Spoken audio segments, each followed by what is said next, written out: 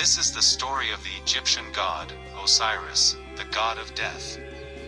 The first 5 gods, Osiris, Isis, Set, Nephthys, and Horus, were the offspring of Geb, god of earth, and Nut, goddess of the sky, who were joined together after the world was created. With Isis serving as his queen and consort, Osiris, the firstborn, ascended to power as lord of the earth. He established rules, culture, religious teaching, and agriculture for the Egyptian populace since he deemed them to be barbaric and lawless. Under Osiris' rule, Egypt developed into a paradise where everyone was treated equally and there was an abundance of food since the harvests were constantly abundant. Set developed resentment due of his jealousy of his brother's achievement.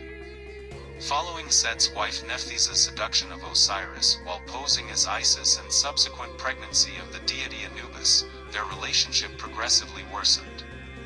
Set had a beautiful coffin made to Osiris' exact height and then threw a grand party where he presented this box and told the guests that whichever of them fit in it most perfectly could have it as a gift.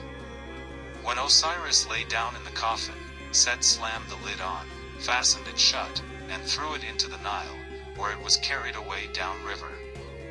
Osiris' body traveled out to sea and eventually his coffin became lodged in a great tamarisk tree growing near Byblos in Phoenicia. The tree grew quickly around the coffin until it completely contained it.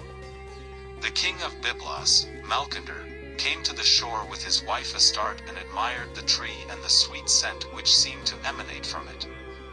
He ordered the tree cut down and brought to his palace as an ornamental pillar for the court, and there Osiris remained, trapped inside the coffin within the pillar, until he died.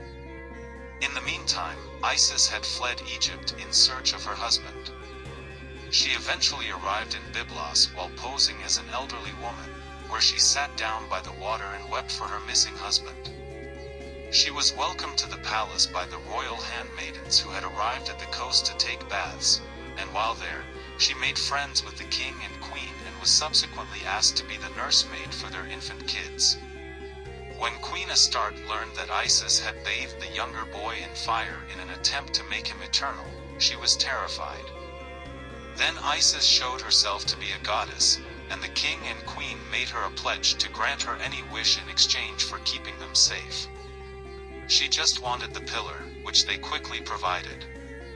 Isis cut Osiris from the tree after leaving the court and brought his body back to Egypt, where she concealed him from Set in the Nile Delta's marshy area.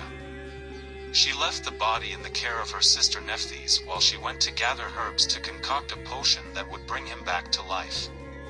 Set learned about his brother's return while she was away and went in search of his body. He was able to persuade Nephthys to reveal its location, and once he had located it, he cut it into pieces and spread it across the surrounding area and into the Nile. When Isis returned, she was horrified but quickly composed herself and went to work finding the pieces of her murdered husband.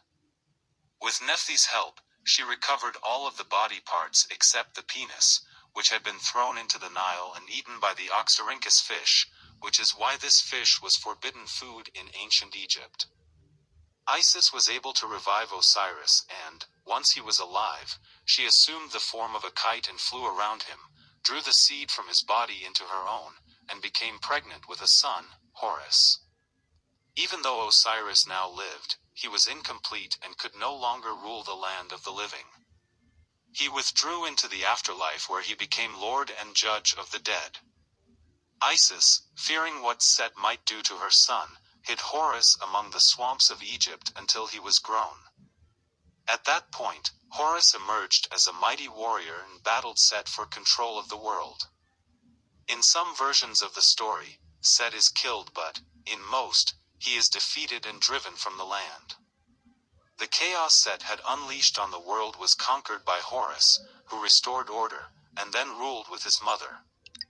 If you found this video interesting, please do not forget to like and subscribe to our new channel Talkatal for more videos about history, myth, and mythology, and also tell us what you think in the comments section.